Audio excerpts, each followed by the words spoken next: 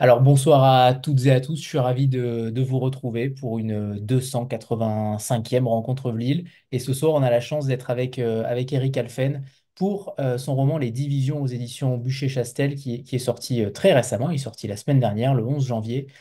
Alors Eric, je suis ravi de vous rencontrer, je suis Mm. ravi de discuter avec vous de ce livre-là qui est saisissant. On va faire un petit peu votre parcours et vous êtes plutôt connu par le monde de la justice, mais aussi dans le monde de la littérature. Vous avez été magistrat et homme politique, vous avez été juge anticorruption, notamment dans l'affaire des HLM de Paris.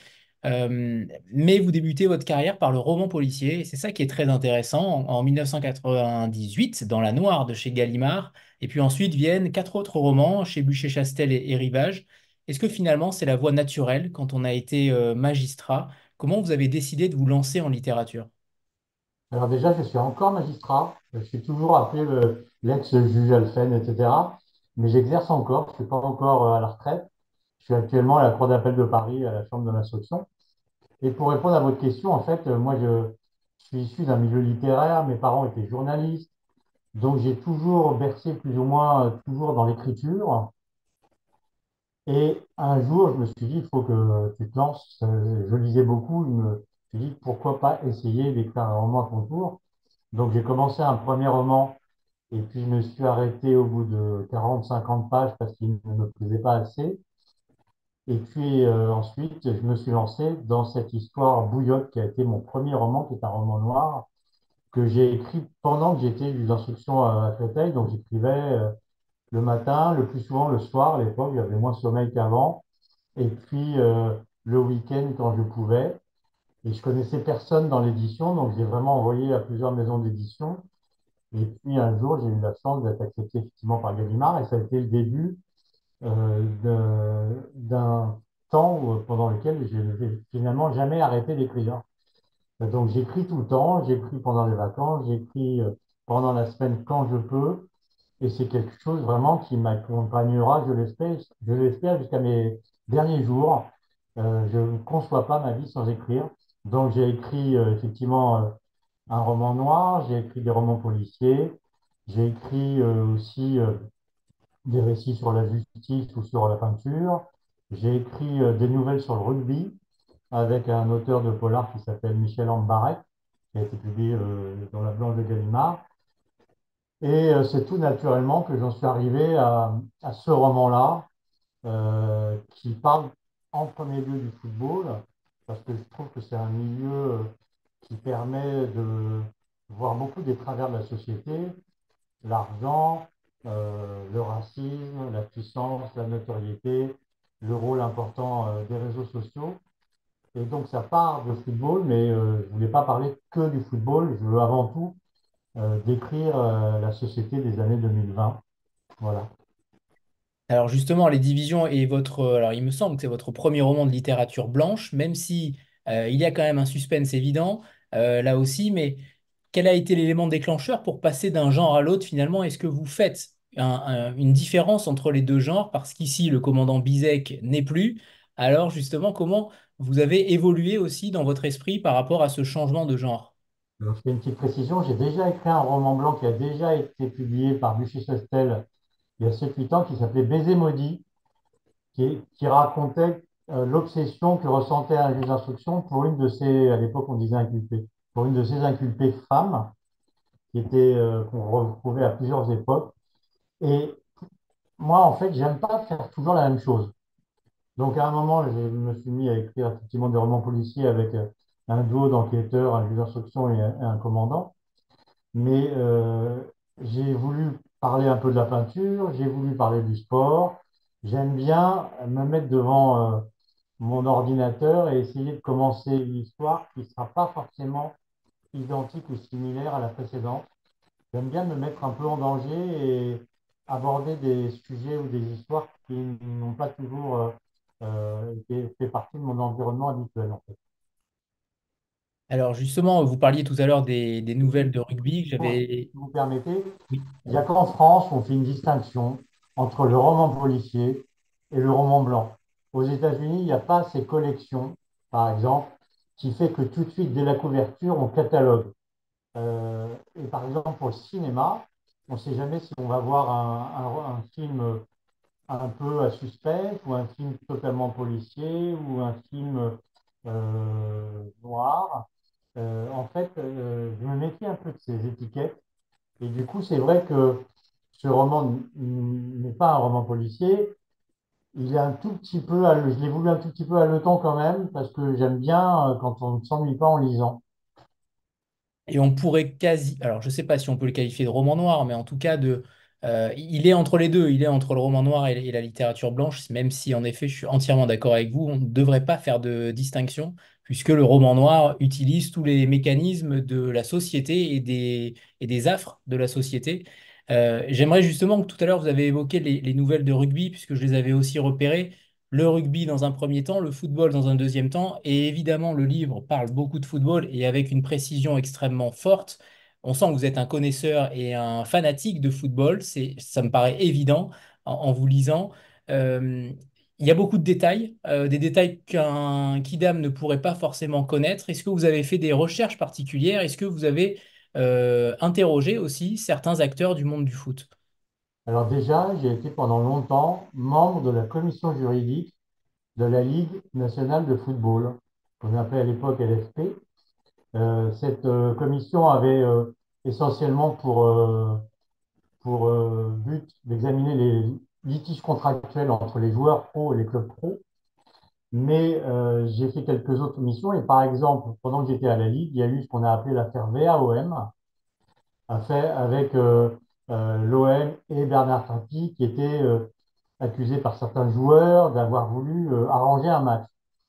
Et quand il y a eu donc cette affaire-là, le président de la Ligue, qui était à l'époque Noël Le Graët, m'a missionné avec un autre membre de la Ligue pour aller à Valenciennes, pour aller à Marseille et pour aller à Paris, entendre les joueurs, les entraîneurs et les différents protagonistes. À l'issue de ça, on avait fait un rapport qui avait été adressé par le président de la Ligue au parquet de Valenciennes et le procureur de Valenciennes, à l'époque Éric de Montgolfier, comme notre enquête était relativement complète, avait tout de suite désigné un juge d'instruction plutôt que de faire une enquête préliminaire. Donc, pour répondre à votre question, c'est vrai que c'est un milieu que je connais assez bien.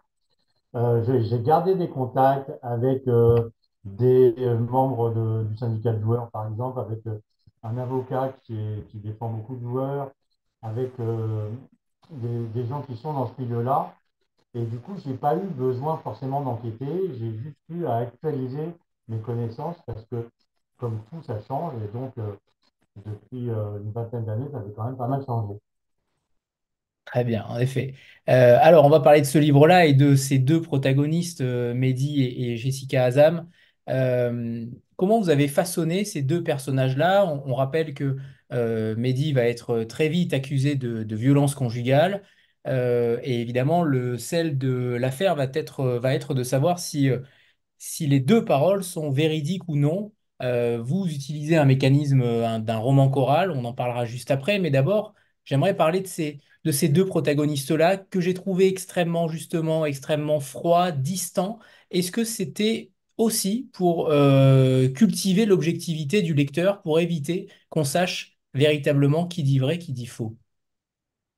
Absolument. En fait, d'abord, je ne suis pas sûr que j'ai tant voulu que le lecteur se demande si l'un a raison ou plutôt l'autre.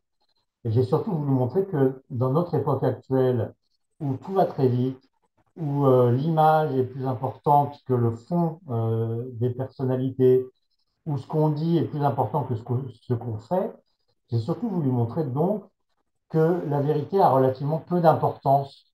Et du coup, les personnages qui interviennent, à part le couple sur lequel je vais revenir, mais les avocats, les journalistes, les différents enquêteurs, les proches même, les familles des deux protagonistes, ne se posent que rarement la question de savoir ce qui s'est réellement passé. Et la froideur que vous évoquez, je l'ai vraiment choisie, c'est-à-dire que j'ai voulu traiter chacun de mes personnages avec humanité, mais j'ai pas voulu me laisser embarquer par le sentimentalisme, ou en tout cas les sentiments. Et j'ai voulu surtout raconter des personnages qui se cherchent eux-mêmes. Mehdi est un personnage assez froid, effectivement, qui parle peu, qui, dans les dialogues, finalement, répond à peine aux questions qu'on lui pose. c'est à peine si on sait exactement ce qu'il pense de Jessica. Et puis Jessica, elle est un peu perdue. On sent elle a été un peu désarçonnée en abordant un monde qui n'était pas forcément le sien au départ. Et du coup, c'est pareil, on se demande, elle est pas spécialement sympathique, pas plus sympathique que Mehdi, mais en même temps, il y a des interrogations humaines, des interrogations de femmes que j'ai voulu montrer. Et j'aime bien l'ellipse, c'est-à-dire que j'aime bien laisser penser le lecteur sur ce qui peut arriver ou ce qui peut animer les personnages. Et j'ai pas voulu leur montrer la direction forcément, en fait. Et ça, Et, c'est, et ça, c'est, et ça, c'est quasiment une torture, Eric. Sachez-le, parce que à chaque fin de chapitre, il y a 6 parties. Vous nous laissez les bras ballants. C'est terrible. On a vite. Sincèrement, j'ai eu envie de sauter les chapitres justement pour aller voir ce qui se passait ensuite. Mais je ne l'ai pas fait. Mais c'est vrai que ça, les ellipses que vous utilisez, elles sont à chaque fois extrêmement fines, pertinentes, parce que euh, vous donnez un tout petit peu de grain à moudre, vous donnez un tout petit peu au lecteur à manger, mais en le laissant sur sa faim totalement. Mais en fait, c'est surtout ça. Vraiment, moi, le reproche que je fais trop souvent à la littérature française, c'est que le narrateur ou l'auteur pointe du doigt et dit, explicite presque les scènes et les personnages, de sorte que le lecteur reste passif et il va finalement où on lui dit d'aller. Et moi, j'ai voulu plutôt laisser le lecteur libre de penser, libre d'aimer ou pas les personnages, libre de se demander finalement de quoi le roman parle, parce que c'est une question qu'on peut légitimement se poser. Est-ce qu'il parle du couple? Est-ce qu'il parle du football? Est-ce qu'il parle du racisme? Est-ce qu'il parle et évidemment un peu de ces catégories qui sont dans notre société et qui restent figées sur elles au lieu d'essayer de faire preuve de solidarité? C'est pour ça que le livre s'appelle Les Divisions. Ça fait évidemment, ça évoque le football avec les anciennes premières et deuxième divisions, etc. Mais ça évoque surtout les divisions de la société, le fait que chacun reste dans son coin, que les communautarismes agissent en plein et que face à l'adversité, face au monde et au danger du monde qui fait qu'on ne sait pas trop où il va, et ben, au lieu de se rassembler pour essayer de mener de front le combat pour finalement la survie de notre monde actuel, et ben, chacun reste dans son coin en défendant son petit bout de gras. Et c'est un peu tout ça que j'ai voulu montrer en laissant, encore une fois, le lecteur digne d'aller où il veut. Tout à l'heure, à l'instant, vous parliez de vérité. On parle souvent de vérité judiciaire aussi, à contrario. Et finalement, est-ce que ce roman-là, il met en avant une certaine vérité aussi? Est-ce que cette vérité-là, cette vérité judiciaire, cette vérité de tous les jours, est-ce qu'elles sont différentes toutes les deux? Alors déjà, moi je dis souvent, comme juge, que la vérité judiciaire n'est pas la vérité. Les tribunaux doivent se borner à essayer de voir quels sont les éléments de conviction, les éléments de preuve, on appelle ça indice au moment de l'instruction, puis charge au moment du renvoi, puis preuve quasiment au niveau du tribunal. Et donc, doit essayer de voir si ces éléments de preuve sont suffisants, par exemple, pour condamner le prévenu ou l'accusé. Et s'ils ne sont pas suffisants, le tribunal va les relaxer ou les acquitter. Euh, la vérité, elle est différente. C'est noir ou c'est blanc. Ça s'est passé ou ça s'est pas passé. Et donc, bien souvent, la vérité judiciaire, on doit la respecter, en tout cas nous, magistrats, parce que c'est ce que nos collègues du tribunal ont décidé, ou de la cour d'appel, ou de la cour d'assises. C'est pas pour autant que la justice est allée très proche de la vérité. Vous savez, la justice, elle a vis-à-vis de la vérité la même approche que le lecteur vis-à-vis de la vérité des personnages ou de ce qui a pu se passer. C'est-à-dire qu'il reste le plus souvent un flou, une incertitude dont j'estime qu'il est normal que le citoyen ou le lecteur ait à franchir les dernières marches s'il a envie de les faire. Et tout à l'heure, vous citiez le fait que vous êtes fils de journaliste. Est-ce que ce n'est pas aussi le roman parfait de la véritable présomption d'innocence ou non? Est-ce qu'aujourd'hui, pour vous, elle existe encore, cette présomption d'innocence? Alors, elle existe, mais malheureusement, on parlait tout à l'heure de la vérité judiciaire. De plus souvent, il y a des tribunaux qui n'ont rien à voir avec la justice, qu'on peut appeler le tribunal médiatique ou le tribunal des réseaux sociaux, euh, par lesquels les citoyens s'arrogent finalement le droit de juger avec un petit bout d'histoire. On ne sait même pas ce qui s'est exactement passé. J'en reviens tout à l'heure, ce que je disais tout à l'heure, avec les apparences. Et du coup, le tribunal médiatique est en train de supplanter le tribunal judiciaire. Et moi, je trouve ça vraiment non seulement dommage, mais extrêmement dangereux parce que un jour ou l'autre, sur la foi d'une déclaration, d'une image, d'une photo, qui n'est pas forcément vraie en plus avec ce qu'on peut faire maintenant des photos, bah, va entraîner une déclaration de culpabilité sans même que les gens puissent s'exprimer. Et donc, cette présomption d'innocence, elle est extrêmement importante et elle est complètement battue en brèche par quasiment tout le monde en ce moment.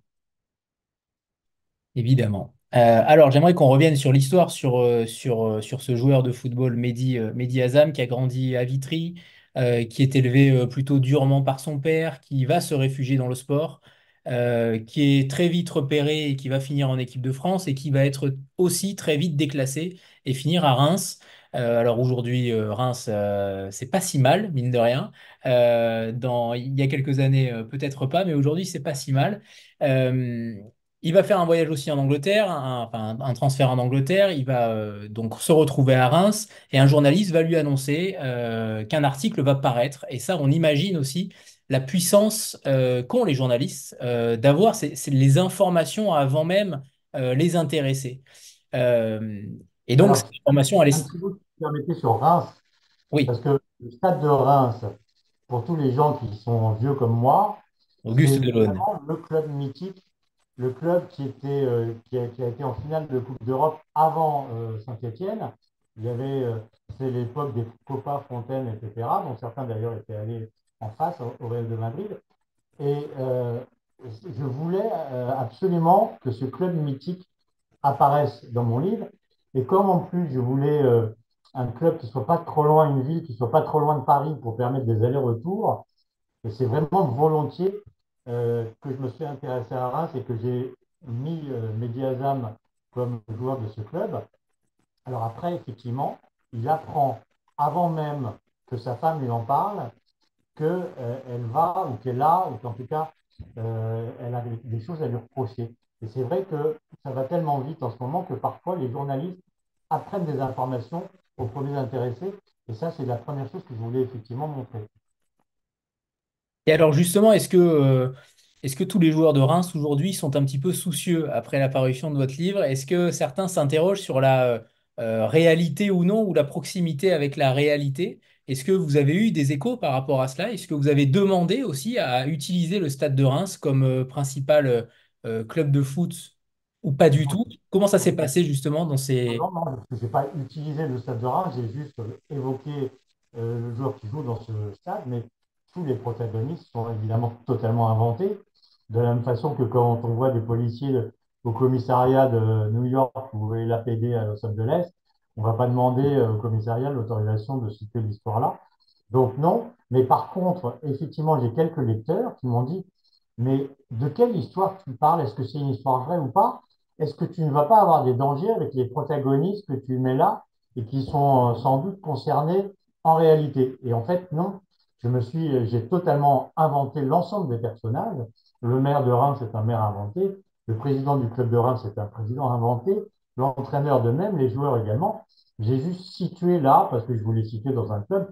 J'aurais pu mettre le club de Pétaouchnok, mais je trouvais ça plus sympa qu'il soit à Reims qu'à Pétaouchnok. Et d'ailleurs, le fond, entre guillemets, le fond du football n'est qu'un... J'ai trouvé que c'était, évidemment, c'est le fond de l'histoire, mais ça pourrait être en vérité dans n'importe quelle autre sphère politique ou sphère de pouvoir, finalement. Tout ce que vous décrivez pourrait se passer dans n'importe quelle autre sphère de pouvoir, qu'il s'agisse de la culture, qu'il s'agisse du monde du cinéma ou de personnalités publiques.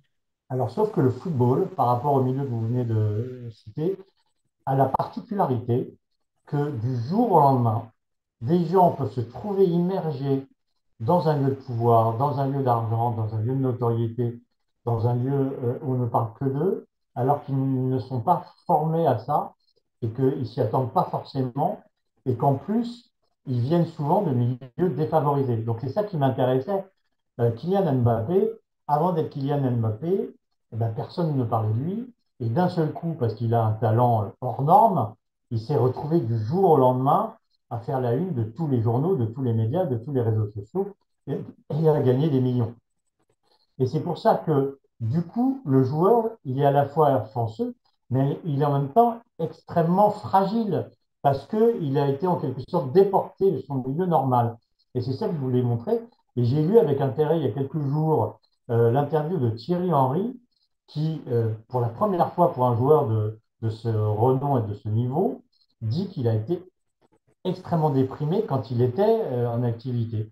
Et ça m'a conforté dans l'approche que j'avais parce que, en fait, vu de l'extérieur, on croit que tous ces footballeurs, ils sont vernis, ils sont heureux, ils sont joyeux, ils ne pensent qu'à s'amuser avec les copains, etc.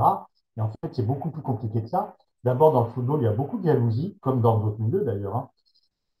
Mais celui qui réussit, celui qui prend la place dans l'équipe, eh ben, il est jalousé souvent par ses collègues, par ses confrères, par les autres footballeurs. Donc, c'est un milieu où on s'épie, on se regarde, on se jalouse. Donc, c'est ça qui m'intéressait, encore plus que dans le cinéma ou dans d'autres milieux où on est projeté devant les médias. Et puis, voilà, il y a beaucoup de gens qui s'agrègent à vous parce qu'ils savent que vous avez de l'argent et que vous ne savez pas forcément quoi en faire. Il y a une autre affaire en ce moment, j'ai vu que justement le syndicat des joueurs va être attaqué par plusieurs footballeurs qui s'estiment avoir été trompés sur les placements d'argent qu'on leur avait fait miroiter. Donc tout ça, c'est un monde vraiment en tout petit, en rétréci, dans lesquels sont immergés des gens qui n'étaient pas forcément destinés à avoir une telle notoriété ou une telle argent. Donc c'est un milieu qui est extrêmement intéressant pour l'écrivain parce que du coup, c'est comme au microscope, on peut voir tous les travers de la société à travers ce prisme-là du football. Et l'interview de Kylian Mbappé récemment avec Élise Lucet allait dans ce sens aussi, sur le manque de spontanéité d'un quotidien qui était cadenassé, calibré sur des horaires de stars, de personnalités publiques. Alors je disais ça en réalité pour aussi dire aux lecteurs que si vous n'aimez pas le foot, ce n'est pas grave. Vous pouvez quand même lire le livre parce que la toile de fond sociétale est là. Elle se prête parfaitement au milieu de l'influence au milieu artistique dans tous les sens du terme. Et c'est vrai que la toile sociale que vous décrivez, elle est frappante, elle est millimétrée et on sent que vous avez véritablement vu et bien observé aussi les méandres de notre société, ou en tout cas les vices cachés parfois. Et je trouve ça extrêmement pertinent de dire que voilà, le foot fait partie évidemment du livre, mais on peut très bien le lire sans aimer le foot passionnément comme nous deux, Eric. Merci. Alors, pour répondre à une question, là, quelqu'un qui a dit, c'est pourtant un milieu qui fait rêver beaucoup de jeunes. C'est vrai que ça fait rêver beaucoup de jeunes parce que c'est un moyen d'en sortir. Je veux dire, quand on est dans une banlieue un peu défavorisée, avec des parents qu'on voit jamais, qui ont du mal à s'occuper de vous, etc., vous avez le rap, vous avez les VTC, les voitures de chauffeurs, et puis vous avez le foot. Et le foot, quand on est un peu talentueux, c'est vrai que donc ça fait rêver parce que c'est un moyen de sortir brusquement de sa situation. Mais pour autant, il ne faut pas croire que tout est doré. Et voilà, il faut faire face à toutes les sollicitations. Et vous parliez de ce roman construit avec un peu en chorale. C'est vrai que j'avais envie, à travers le football, de voir tous les gens qui interviennent, l'agente du joueur. Vous savez que quasiment tous les joueurs ont un agent ou une agent et que quasiment elle leur fait euh, office d'agent de communication, d'avocat. Elle épluchit ou il épluchit les dossiers. Ils ou elles sont également psychologues pour le footballeur parce qu'il en a besoin et souvent il est démuni. Et c'est ça que je voulais montrer avec cette agente de joueur qui va essayer de sortir Mehdi de la difficulté dans laquelle il est plongé. Il y a des avocats, il y a des journalistes, il y a surtout différentes associations qui essayent de profiter de cette affaire pour finalement mettre un coup de projecteur sur leur association. Donc j'ai fait intervenir une féministe qui va essayer de prendre parti, c'était cause pour Jessica, la femme de Mehdi. Il y a une association antiraciste qui va en profiter aussi pour dire, ce qui est assez vrai d'ailleurs, que les footballeurs, pour répondre à ce qu'on disait à l'instant, c'est un peu des gladiateurs des temps modernes, c'est-à-dire qu'on les paye pour qu'ils aillent au spectacle, pour qu'ils se battent. Finalement, c'est une espèce d'arène moderne que le stade de football. Et ils sont très bien payés, mais parfois ils vont les laisser, sinon leur vie, mais du moins leurs illusions. D'ailleurs, cette métaphore des gladiateurs, elle est tellement bien trouvée parce qu'elle est dans le livre aussi. Et je trouve qu'en effet, on les aime, on les déteste, on les insulte, souvent on les malmène. C'est vrai que la métaphore du gladiateur est rare en littérature. On la trouve pas tout le temps. Et je trouve ça très très fin de l'avoir mise en avant. Vous parliez tout à l'heure du rap, et là, étrangement, Mehdi, il écoute autre chose, il écoute du jazz. Est-ce que vous avez mis un petit peu de vous derrière Mehdi, derrière c'est vrai qu'on imagine mal un footballeur écouter du jazz, mais je trouve ça assez intéressant que vous l'ayez mis en avant. Il y a des chanteurs que j'ai découverts grâce à vous, d'ailleurs. Je les ai pas encore écoutés, mais ça ne saurait tarder. Racontez-nous cette histoire-là. Alors c'est drôle parce que plusieurs lecteurs m'ont dit effectivement, mais c'est pas réaliste qu'un footballeur écoute du jazz. Et je leur ai répondu, mais pourquoi, quoi? Je veux dire, un footballeur n'est pas cantonné au rap parce qu'il vient des banlieues. Et je trouve que le jazz, avec cette espèce de langueur, notamment des saxophones, avec cette mélodie répétitive parfois du pianiste, avec cette importance du rythme dans la musique, je ne vois pas pourquoi elle ne pourrait pas plaire à un footballeur. Alors on m'a dit, ceux qui aiment le jazz, c'est des gens qui sont intelligents, cultivés, introvertis, etc. Et je leur dis, mais il y a des footballeurs qui sont comme ça. Et du coup, quand cette idée m'est venue, moi aussi, je me suis dit, mais c'est un peu bizarre, un footballeur qui fait du jazz. Et je me suis dit, mais vas-y, quoi. Il n'y a pas de raison de se laisser guider par les thématiques et les mythes. Et j'ai trouvé que ça collait extrêmement bien au côté solitaire de Mehdi, qui se retrouve souvent dans sa voiture. Alors, c'est une belle voiture, une Aston Martin, mais souvent, le jazz qu'il écoute l'aide à affronter les difficultés. Alors, pour répondre à votre question, moi, j'ai des goûts très éclectiques en matière de musique. J'aime bien le jazz, j'aime bien le rock, j'aime bien aussi la variété de temps en temps. Et en ce moment, je reconnais que j'écoute beaucoup de musique classique. Donc, non, c'est effectivement des musiciens que j'apprécie beaucoup. Mais en ce moment, c'est pas ma musique préférée.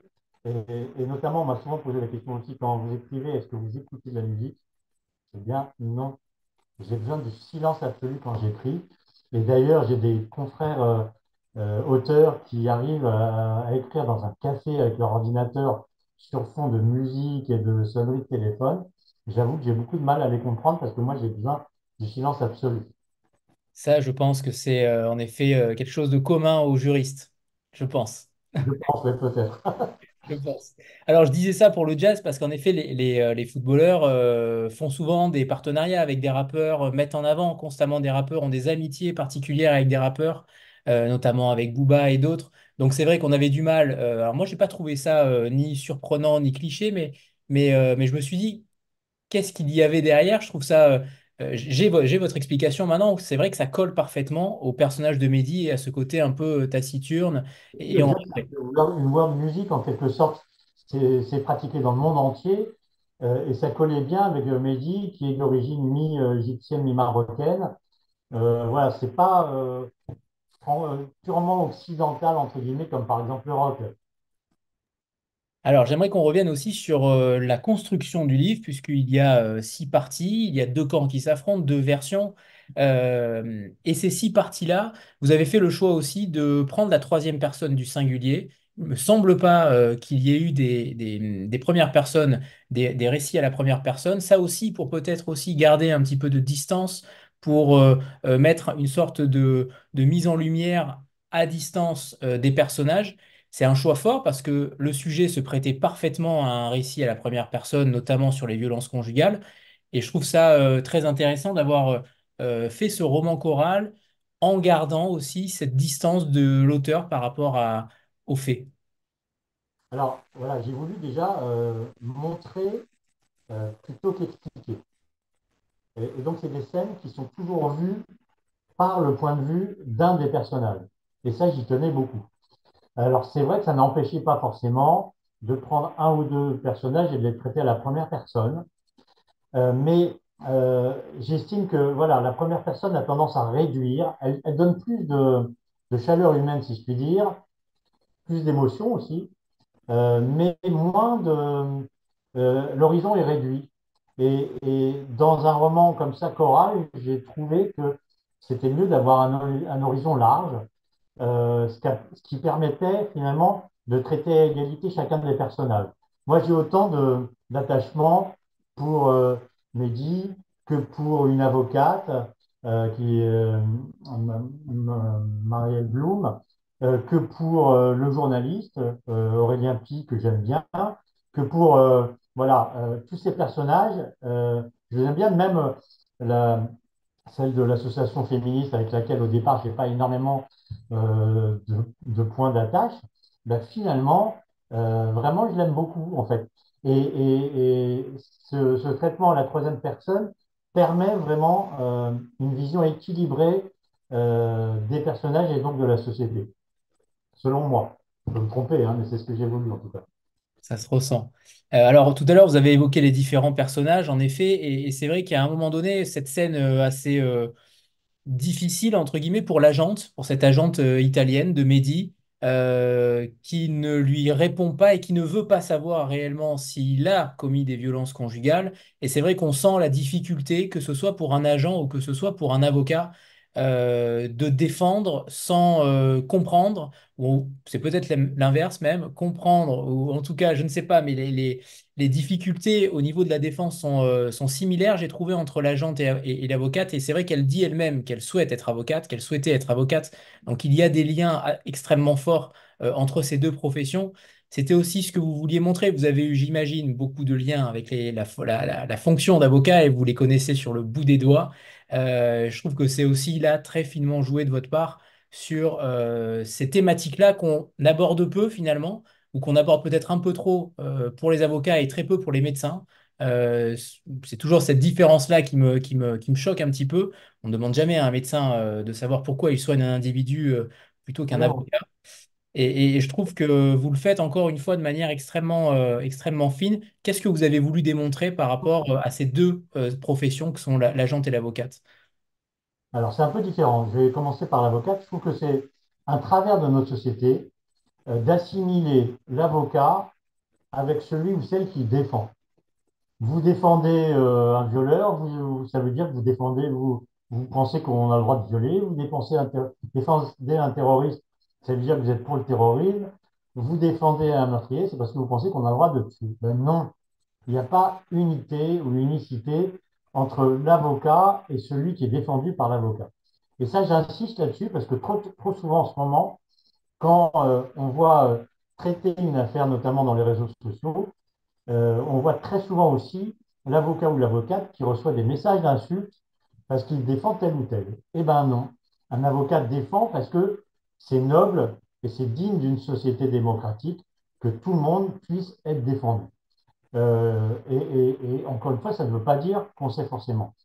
Et par ailleurs, il ne faut pas croire que le client ou la cliente dit à son avocat ou son avocate tout ce qui s'est passé. Je veux dire, il peut aussi bien mentir à l'avocat ou à l'avocate qu'à son juge ou qu'à son policier. C'est pas parce que il va y avoir forcément quelques rendez-vous entre l'avocat et son client pour élaborer une stratégie que pour autant l'avocat est au courant de tout. Et l'avocat ou l'avocate peut se faire aussi bien duper que le juge. Ça, c'est la première chose. Pour l'argent, c'est pareil. Je voulais montrer que finalement, il y a beaucoup de femmes qui ont connu des difficultés de cette nature-là dans leur enfance, des violences, quelles qu'elles soient. Et ça m'intéressait de montrer la réaction d'une agente qui a peut-être connu de tels faits dans son enfance, qui va être obligée, parce qu'elle est payée par le loueur, d'œuvrer pour que Mehdi puisse passer au mieux cette période compliquée au niveau de la communication. Et donc voilà. Et il ne faut pas trop en savoir. En fait, parfois, quand on en sait trop, que ce soit pour un avocat ou pour un agent de joueur, ben, on arrive mal à œuvrer dans l'intérêt de celui qui nous paye. Est-ce que vous trouvez justement par rapport à cette discussion, est-ce que vous trouvez qu'on manque de courage aujourd'hui? Est-ce qu'on manque un petit peu plus de courage par rapport à ses convictions finalement? Est-ce qu'on a peur? Est-ce qu'on a davantage peur de dire ce qu'on pense par rapport à cette mouvance de réseaux sociaux, à cette mouvance de communication qui viendrait nous tomber dessus? J'ai l'impression que voilà que cette agente, elle est tiraillée entre les deux et finalement elle n'assume pas forcément ses convictions. Et je pense que beaucoup de professions sont dans cette mouvance-là. Alors, je ne sais pas si on est moins courageux qu'avant parce qu'il n'y a pas de raison qu'il n'y ait pas des hommes et des femmes courageux comme il y en avait auparavant. En revanche, c'est vrai que l'exposition extrême, notamment par les réseaux sociaux, les insultes qui pleuvent sur les réseaux sociaux, qui sont extrêmement faciles, elles peuvent décourager les uns ou les autres, soit de dire ce qu'ils pensent sur les réseaux, soit même d'aller porter plainte quand ils s'estiment victimes d'une infraction. Et c'est une des problématiques, c'est que c'est vrai que parfois, on a tellement peur du regard de l'autre, surtout quand l'autre, on ne le connaît pas et qu'on le voit apparaître sur les réseaux sociaux, et ben cette peur peut dissuader les plus faibles d'entre nous d'aller au bout de ce qu'ils envisageaient de faire. Et c'est extrêmement regrettable.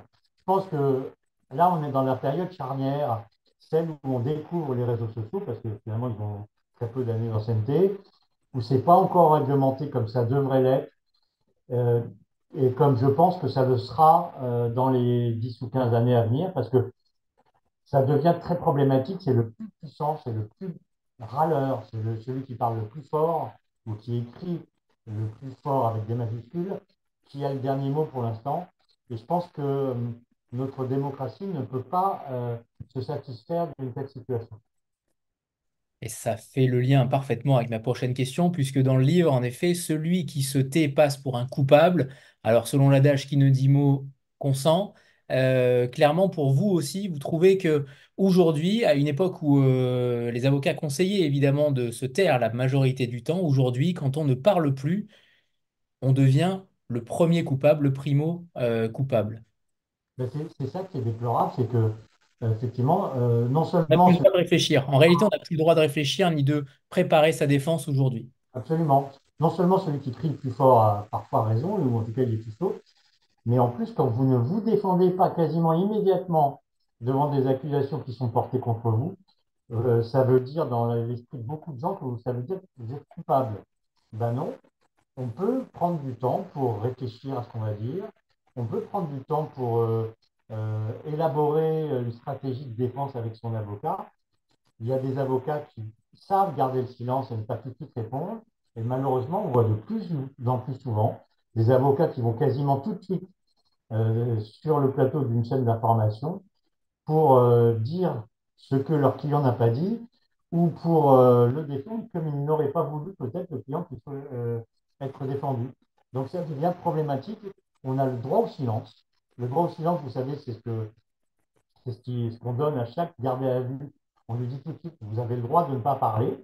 Ce qu'on dit aussi à chaque personne qui passe devant une juridiction, devant un tribunal, on lui dit, vous avez le droit de ne pas parler.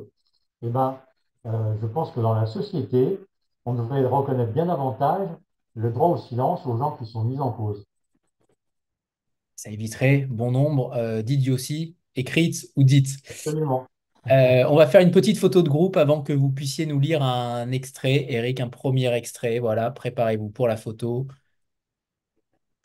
Et c'est bon, parfait. Eric, c'est à vous. Sur le premier extrait, Oui, c'est ça. alors j'ai choisi justement de présenter un des personnages que j'évoquais à l'instant, qui est la femme qui fait partie d'une association féministe. Donc le chapitre qui la concerne s'appelle Guerrière, et il commence comme ci. Les hommes sont nos ennemis. Vivre avec un homme, c'est prendre le risque d'être tué, violé, martyrisé, humilié. Un monde sans hommes serait un monde sinon parfait, du moins dans lequel il ferait bon vivre. Tels étaient trois des leitmotifs de Charlotte Bergougnan. entre la modération et la radicalité. Cela faisait plusieurs années qu'elle avait choisi sa manière. La cause était trop importante pour avancer progressivement. Il y allait de la vie de centaines, voire de milliers de femmes. Le temps consacré à convaincre et recruter était une perte de chance pour elle. Et puis les médias n'aimaient rien moins que la mollesse. Il leur fallait la position qui clive, la punchline qu'on retient. Dans ce monde de prêt-à-penser et de superficialité, se disait-elle, mieux valait une bonne formule, fût-elle exagérée, qu'un discours honnête et argumenté. La bataille des mots était la première étape de la guerre à mener. C'est peu à peu, sans boussole, que Charlotte Bergougnan était entrée en guerre contre le pouvoir masculin.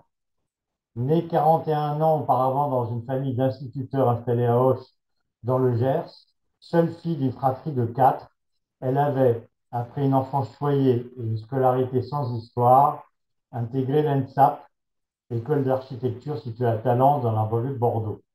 À l'époque, la beauté des formes était sa préoccupation principale, donner un cadre de vie agréable au plus grand nombre, le pari qu'elle s'était fixé. Mais ce pari fit long feu. Charlotte n'alla pas plus loin que la première année, en cause l'attirance qu'elle avait ressentie pour une de ses condisciples, fille de diplomate japonais, attirance inattendue qui bouleversa son monde. Merci Eric.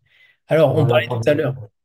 on parlait tout à l'heure de silence, c'est tout simplement aussi, on l'a pas dit, mais c'est parce que Mehdi fait totalement profil bas, il se tait à chaque fois, n'avoue ni ne dément rien, et dès le début même au journaliste qui lui soumet l'affaire, il ne dément pas, et donc le lendemain, le titre du journal cite, je crois que c'était Mehdi Azam ne dément pas les accusations de sa femme, c'était à peu près ce titre-là, donc euh, pourquoi avoir choisi justement, c'est rare d'avoir choisi un personnage qui ne se défend pas tout de suite, qui ne se défend pas, qui est plutôt, euh, comment dire, pris au piège et qui volontairement, il est assez réfléchi, mais dit, hein, il agit pas comme ça, il n'est pas très instinctif, il n'est pas très, comment dire, je ne sais plus. Bref, il est Il comment? n'est pas très sensible. Oui, c'est ça, c'est ça. Pourquoi vous avez choisi ce type de personnage-là alors qu'il est accusé quand même de violence conjugale? Parce que je voulais prendre là encore un peu le contre-pied de l'archétype du footballeur qui s'exprime beaucoup, qui fait la fête avec les copains, qui raconte des bêtises sur les réseaux sociaux. Ça m'intéressait de montrer quelqu'un, finalement, il est très passif. Mais dit, il se laisse conduire par les événements, il essaye de temps en temps d'infléchir le cours des événements, mais très rarement. Et surtout, c'est quelqu'un qui finalement, est un peu inadapté dans la vie de tous les jours. Et du coup, il se laisse mener. Il se laisse conduire. Il attend. Il est aussi méfiant, et ça allait bien avec la méfiance, le fait qu'il ne parle pas, c'est-à-dire qu'il laisse d'abord venir à lui les gens, les questions, les situations pour ne répondre qu'en dernier lieu, mais jamais il va provoquer lui-même la rupture ou la scène. Et ça m'intéressait de faire en quelque sorte d'un héros euh, qui n'est pas un héros, d'un héros non héroïque, si je puis dire, le personnage central de mon roman. C'est-à-dire que d'habitude, notamment dans les romans noirs, et c'est peut-être pour ça que Les Divisions n'est pas un roman noir, d'habitude, le héros devance l'événement, il va à sa recherche, il va chercher, il va creuser, il va essayer de trouver des gens qui vont l'aider, alors que Mehdi, lui, se laisse mener totalement. Il n'appelle quasiment jamais personne. C'est des gens qui lui disent, tu devrais peut-être rencontrer telle personne. Et du coup, il y va parce qu'il n'est pas contrariant. Mais c'est vrai que c'est pas un moteur, c'est un passif. Et ça m'amusait d'avoir un personnage principal comme ça. Et alors justement, cette relation avec Jessica, elle va évidemment évoluer, elle va de mal en pis, on voit les étapes du couple avec certains regards, certaines visions qui sont évidemment différentes, hein. Comment vous avez créé cette relation-là? Sur quoi vous vous êtes basé? Parce que c'est une relation extrêmement complexe, une relation qu'on voit. souvent, en effet, lorsqu'il y a des violences conjugales, mais ou dans un couple même classique, hein, il y a quelques relents, alors pas tout, hein, évidemment, on ne voit pas tout le temps ça. Vous verrez quand vous lirez le livre, mais comment vous avez construit cette relation-là? Elle n'est pas En si fait, évidente que c'est pas ça. des relations avec le noir et blanc, c'est-à-dire le tout méchant et la tout gentille. Je voulais que ce soit beaucoup plus complexe que ça, des deux côtés. Je voulais aussi un peu inverser la situation qui veut que la victime de violence conjugale, c'est celle qui est passive d'ordinaire dans le couple. C'est elle qui ne choisit rien, c'est elle qui se laisse mener, qui est obligée de suivre et d'obéir, alors que l'auteur, c'est lui qui choisit, qui mène, qui décide pour l'autre. Et j'ai voulu prendre un peu le contre-pied. C'est pas parce on a beaucoup d'argent qu'on est connu qu'on finalement, dans le couple, on est le moteur. Et c'est vraiment cette modification de la relation homme-femme dans un couple dysfonctionnel que je voulais montrer. Et je suis content que vous parliez un peu de la complexité parce que c'est un peu ça que je voulais mettre. Rien n'est immédiat finalement dans cette histoire. Et c'est un peu ça que je voulais montrer par la construction et par les relations souvent plus complexes dans un second temps entre les personnages qu'elles n'y paraissent au départ. Et c'est aussi un roman sur la difficulté de la preuve. C'est ça aussi qui est très intéressant, c'est cette preuve-là qu'on n'arrive pas, qu'il s'agisse de violences sexuelles, de violences conjugales, qu'on a du mal à mettre en place, qu'on a du mal à prouver parce qu'il s'agit souvent d'une relation intime et dans une sphère extrêmement privée et intime d'un couple. C'est aussi ça que vous vouliez mettre en avant, cette difficulté judiciaire à entrer dans la chambre d'un couple. Oui, parce que ça rejoint ce qu'on disait tout à l'heure sur la vérité judiciaire, c'est-à-dire que euh, il y a un chiffre qu'on évoque souvent en ce moment, c'est le faible nombre des plaintes de femmes, notamment pour viol, qui arrivent finalement à aboutir à une condamnation. Et ça ne veut pas dire que ni les policiers, ni les juges ne font leur travail. Ça veut dire que la preuve, elle est extrêmement difficile à apporter et que dans un État démocratique comme le nôtre, en vertu notamment du principe de la présomption d'innocence qu'on évoquait tout à l'heure, on ne peut pas condamner sans preuve. Et le domaine dans lequel, plus que tout autre, la preuve est difficile à rapporter, c'est quand on n'a rien d'autre quasiment que la parole de l'un contre la parole de l'autre. Alors parfois, on a des éléments médicaux, on a quelques témoignages, on a des voisins qui peuvent venir parler, on a d'autres éléments, autrement dit, que la parole, mais le plus souvent, on n'a pas tous ces éléments d'extranéité, on a l'un qui dit noir et l'autre qui dit blanc, et c'est au juge ou en l'espèce au romancier de se débrouiller avec ça. Un autre sujet, et là vous allez vous dire, les lecteurs, qu'il y a vraiment beaucoup de sujets dans ce livre. Mais oui, mais en même temps, la société est multiple, complexe.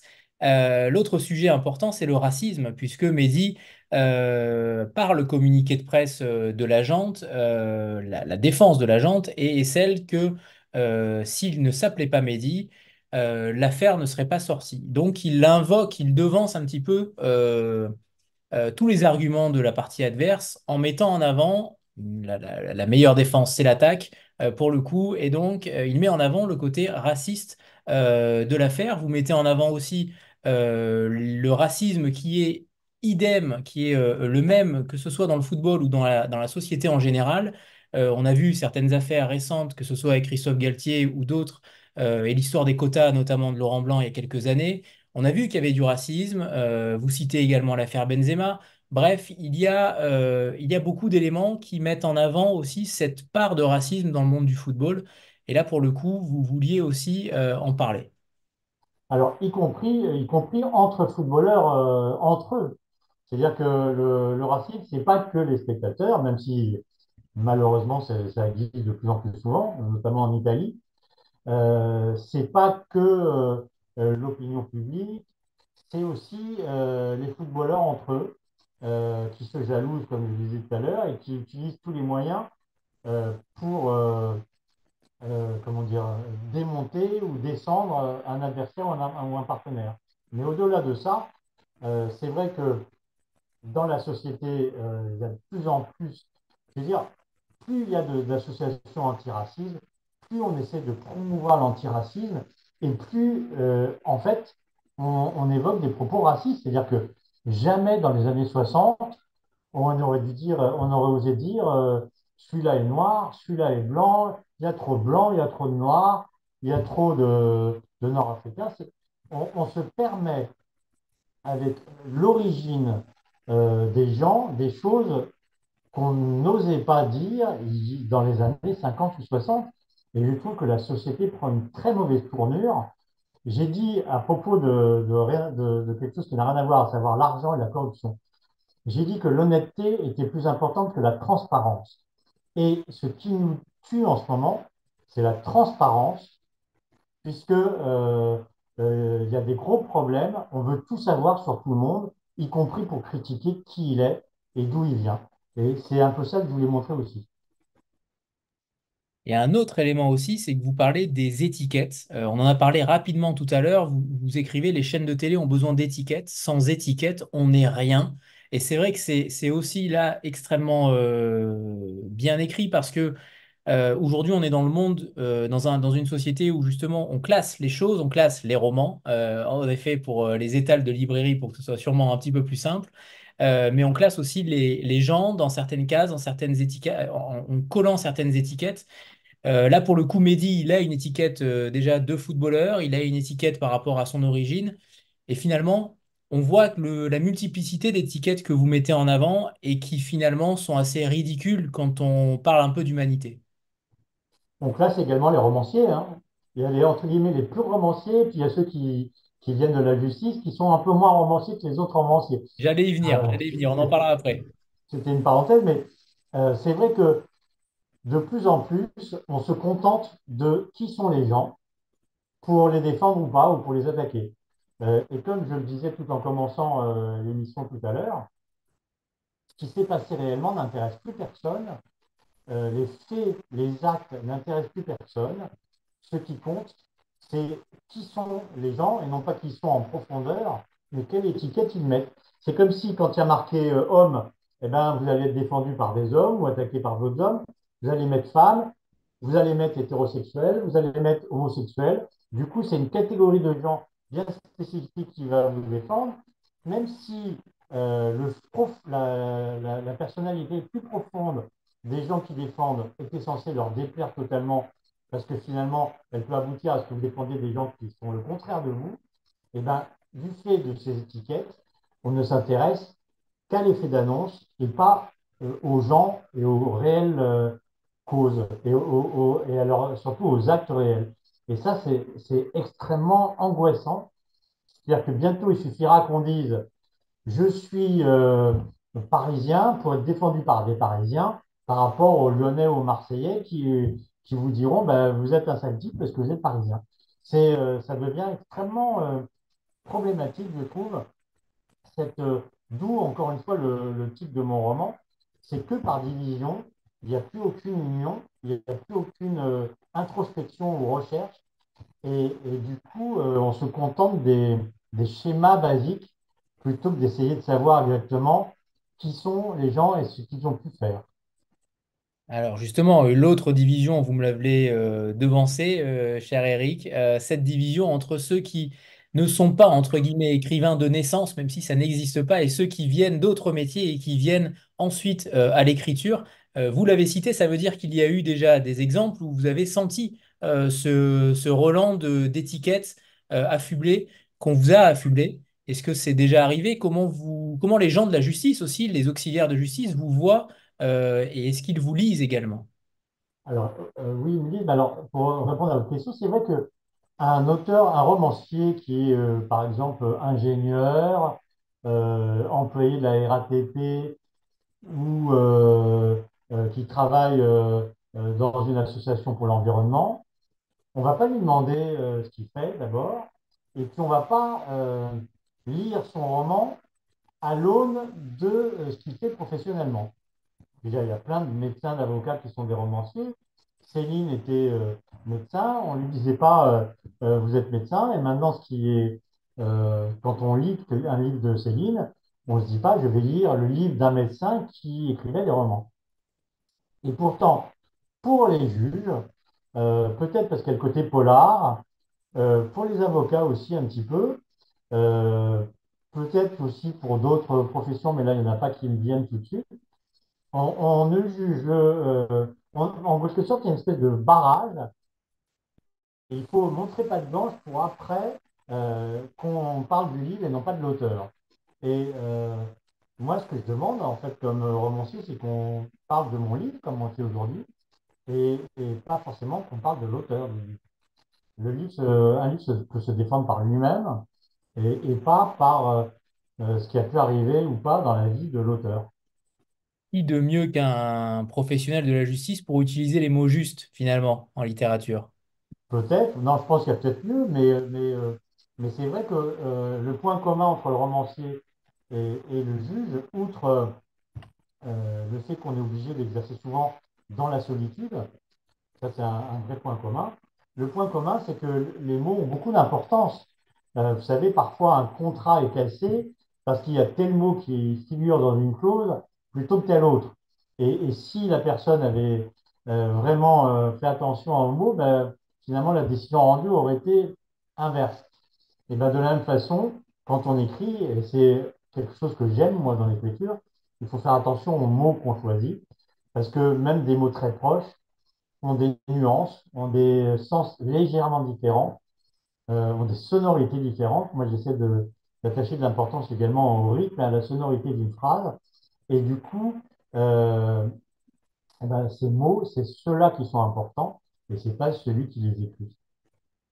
Merci. Alors, j'ai lu que Tolstoï et Musil étaient en épigraphe. Et alors, j'ai découvert que dans Anna Karenine, on parlait de sport. Ça Alors, m'a c'était étonné aussi. Quand j'ai incroyable. découvert ça, j'étais très content. Donc, je lis la phrase dans Anna Karenine de Tolstoï, le sport a selon moi un sens profond, mais comme toujours, nous n'en prenons que le côté superficiel.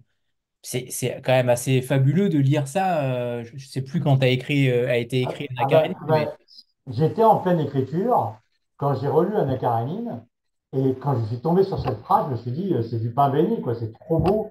Et du coup, je l'ai noté, j'ai même noté la page dans mes fichiers pour si jamais on mettait en doute que la citation existe bien dans Anna Karenine, j'ai exactement les références pour pouvoir répondre. Mais c'est vrai que c'était trop beau pour moi, quoi. alors justement, est-ce que ça fait partie de vos influences? J'aimerais savoir ce que vous lisez, Eric Alphen. J'aimerais savoir est-ce qu'il s'agit de romans policiers? Est-ce que vous êtes un fervent supporter de littérature noire? Est-ce qu'au contraire, vous êtes plutôt éclectique comme en musique? Qu'est-ce que vous lisez? Alors, j'ai lu beaucoup de polars, j'en lis moins depuis quelques années. J'ai tendance à lire beaucoup d'auteurs morts parce que je considère que s'ils sont allés jusqu'à nous, c'est que quelque part ils avaient une qualité qui n'est malheureusement pas toujours présente dans certains livres de la littérature contemporaine. Je lis beaucoup d'anglo-saxons et Et je vous ai demandé, je lis aussi, j'aime bien des livres qui sont un tout petit peu différents, qui sont complexes. J'aime bien, un de mes auteurs préférés, c'est Philippe Roth, parce que je trouve qu'il a le don, qu'il avait le don, puisqu'il est mort il y a quelques années, de décrire le fonctionnement d'une société à travers quelques personnages euh, qu'il a choisis, mais qui permettaient de parler de la délinquance, de l'art, du sexe, des rapports hommes-femmes, du racisme, de beaucoup de choses. Ça fait partie d'un de mes auteurs préférés. Et aujourd'hui, j'ai choisi de parler d'un auteur qui est presque à son niveau, mais qui est beaucoup moins connu, qui s'appelle Robert Penn Warren, qui est un auteur américain des années 50. Et il a écrit un livre que j'ai relu plusieurs fois, qui s'appelle Tous les hommes du roi. Je vous montre la couverture de l'édition dans la collection de Monsieur Toussaint Louverture, qui est d'ailleurs un très bon éditeur.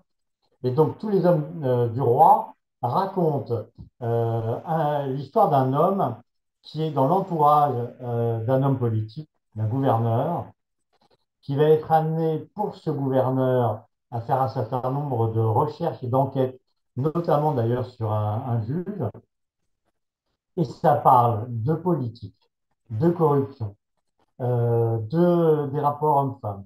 Il y a une fabuleuse histoire d'amour, qui n'ose pas dire son nom dans ce livre, et vraiment, je milite pour que tout le monde lise Tous les hommes du roi, parce qu'il y a quasiment tout dans ce livre, et je ne comprends pas que Robert Penn Warren ne soit pas plus connu qu'il ne l'est actuellement.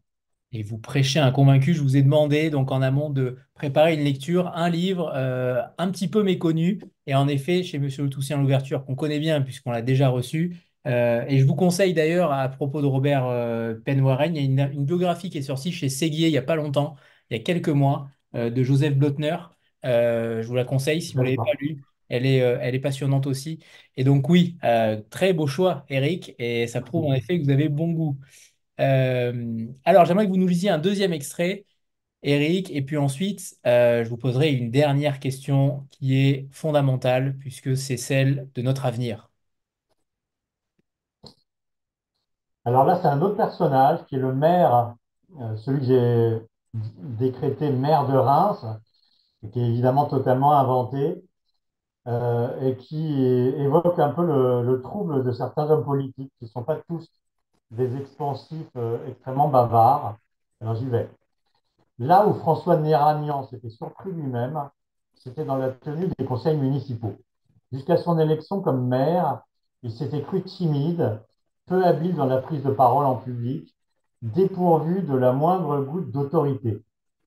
Dans la gestion de son exploitation agricole, il avait toujours vu ses employés renâcler et récriminer lorsqu'il leur donnait des consignes, quand ce n'étaient pas les moqueries que les ouvriers s'échangeaient à son sujet et qu'il avait surprises maintes fois lorsque, le croyant absent, il parlait sans filtre. Dans son couple, avec sa famille, c'était pareil. Toutes les décisions, importantes ou non, relatives à leur avenir commun ou à celui de leurs quatre enfants, étaient prises par sa femme romane, sans le consulter, parfois même sans l'aviser. Cela ne l'intéressait guère, au fond, de décider. Si le paradoxe n'était qu'apparent avec la fonction de mère, qui consiste en définitive à mettre en œuvre ce qui a été conçu et décidé par d'autres, il était plus réel avec celle de chef d'une exploitation. Mais ce qui le stimulait en réalité, c'était davantage de semer, élever, innover, produire et commercialiser que la décision de faire ou de ne pas faire, qui souvent s'imposait d'elle-même et n'avait rien d'excitant. Excitants, en revanche, étaient les débats et les joutes des conseils municipaux, parce qu'il aimait bien ferrailler que la lutte d'égal à égal par l'idée et le mot, parfaite continuation de l'étreinte quasi charnelle avec la terre, lui plaisait bien plus que d'ordonner ou de régenter. François Méramian, sciemment au début, puis par une sorte de passivité bienveillante, avait laissé se développer au conseil municipal une opposition qu'on entendait d'autant plus qu'elle était multiple et bien organisée. Centriste depuis toujours et donc parfaitement à l'aise avec la majorité présidentielle en place depuis 2017, il se trouvait en permanence aux prises avec les écologistes qui lui en voulait d'autant plus que sa façon de concevoir son métier d'agriculteur les hérissait, avec la gauche minoritaire mais encore présente en Champagne, et avec la droite qui n'avait pas apprécié qu'il s'émancipe peu à peu de ses rangs, sans parler de l'extrême droite, dont les quelques représentants étaient le plus souvent absents. Voilà. Merci, Eric. Sandra, c'est à toi. Oui, bonsoir tout le monde, bonsoir Eric. Bonsoir Sandra. Vous disiez en début de rencontre que l'écriture vous tenait beaucoup à cœur et que vous souhaitiez que ça vous emmène jusqu'au bout finalement. Moi, j'aimerais savoir par rapport à votre métier, qui est quand même un métier extrêmement prenant, j'imagine, ce que vous apporte en fait le fait d'écrire, ce que ça vous apporte personnellement pour que vous ayez cette envie, que ça vous emmène jusqu'à la fin de vos jours. Alors ça m'apporte, comme on dit assez banalement, l'évasion, comme on dit notamment pour la lecture. C'est-à-dire que en construisant une histoire, en laissant l'esprit divaguer, parce que j'aime bien me laisser mener par mon esprit. euh, Ça me fait faire totalement autre chose que mon métier de juge qui est beaucoup plus cloisonné. Quand on a un litige, on est obligé de répondre aux questions des avocats dans leur mémoire. On est obligé, on est contraint à des emplois du temps bien cadrés. On est obligé de se comporter de façon relativement retenue parce que je ne vais pas dire qu'on est en représentation quand on est juge, mais on est quand même quelque part dans une phase de présentation, en tout cas obligée. Quand on écrit, c'est différent, on est tout seul. On a de compte à rendre à personne. Quand on n'est pas content, on efface. Et la stimulation intellectuelle, qui existe aussi comme juge, mais elle est totalement différente parce que c'est vous-même qui, en tout cas, vous pouvez être celui qui la choisissez. Vous-même la choisissez peut-être pas entièrement parce qu'il y a aussi l'inconscient qui parle beaucoup. Il y a aussi, mais en tout cas, j'aime bien, c'est un travail intellectuel qui est très différent. D'un côté, on a l'obligation de répondre aux questions et de rédiger selon ce que la loi nous dit de faire, quand même, on est obligé d'appliquer la loi.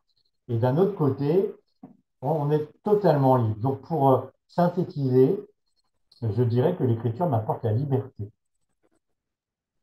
Sans vouloir commettre un outrage à magistrat, en effet, je vous confirme que votre littérature est bien plus agréable qu'une décision de cour d'appel, qu'une décision de cour d'appel ou de cour de cassation. Oui. Merci. J'aimerais qu'on parle justement, si j'ai une dernière question pour vous, cher Eric, c'est vous décrivez une société actuelle qui en effet n'est pas forcément très, très belle et on la voit tous les jours, elle n'est pas forcément très, très agréable. Comment vous voyez le monde dans 50 ans, en 2074? Est-ce que vous pouvez parler peut-être de l'état de la justice? Est-ce que l'état de la justice pour vous sera peut-être différent? Est-ce que la présomption d'innocence sera remise au goût du jour? Est-ce que les tribunaux iront peut-être un petit peu plus vite? Sait-on jamais? Est-ce que les individus seront enfin condamnés peut-être à leur juste valeur? Bref, beaucoup de questions, mais dans 50 ans, comment voyez-vous les choses? Alors, je ne vous cacherai pas que j'ai une vision assez pessimiste et sombre de l'avenir et que j'espère du fond du cœur que la justice existera encore. La justice, ça veut dire les règles. C'est les règles en société. C'est l'application de la loi, mais la loi fixe les règles, notamment pour que le plus fort ne puisse pas se jouer du plus faible et que des règles permettent en quelque sorte une certaine égalité entre le plus fort et le plus faible. Et j'ai extrêmement peur avec ce que l'avenir nous réserve en termes de climat, en termes de violence, en termes même de géographie, parce que je pense qu'il y aura des pays, des régions du monde dans lesquelles il ne sera malheureusement plus possible d'habiter. Donc j'ai peur que ça entraîne, que ça déclenche de véritables violences et que ces violences et ces combats s'émancipent totalement du respect de la règle. Et j'ai peur donc qu'on en retourne à l'époque de la guerre du feu, dans lesquelles il n'y aura plus aucune règle, il n'y aura plus aucune loi, il n'y aura plus de parlementaires, il n'y aura plus de magistrats, et ce sera uniquement des combats entre des bandes armées rivales qui s'affronteront pour des territoires, mais aussi pour la survie, pour pouvoir avoir le droit d'habiter dans des régions du monde où il est encore possible d'habiter. Donc, je vous remercie pas de m'avoir posé la question parce que du coup, les gens qui nous écoutent dormiront peut-être pas bien, mais malheureusement, j'ai du mal, moi qui suis plutôt optimiste de nature, à avoir une vision rose de ce que le monde sera dans 50 ans. Alors, je vous rassure, cher Eric, beaucoup d'écrivains, voire tous les écrivains qu'on a pu recevoir ici, sont dans le même pessimisme. Donc, vous êtes dans la Voilà, ligne. Mais c'est vrai que ça fera un bon sujet de roman policier ou de thriller. Là, pour le coup, absolument. on y sera. Cher Eric, merci infiniment pour votre temps. On sait qu'il est précieux. J'ai été ravi de vous recevoir et surtout d'avoir découvert votre plume et les divisions. Je lui souhaite le meilleur. J'espère qu'il trouvera son public et que, en tout cas, comptez sur moi parce que j'ai vraiment beaucoup apprécié cette lecture-là. Et je trouve que vous écrivez de manière différente et vous abordez des thématiques qui sont pas forcément les plus faciles à traiter. Et vous les traitez de manière différente. Et je trouve ça assez fort de l'avoir fait. Merci, Ben, Eric. c'est moi qui vous remercie beaucoup, puis je remercie les gens qui ont eux aussi perdu un peu de temps à nous écouter et Gagner, gagner du temps. je suis ravi de refaire ça une prochaine fois. Merci Avec beaucoup grand et bonne plaisir, soirée à Eric. vous. Au revoir, Merci. Eric. Bonne soirée. Au revoir à tous. Merci.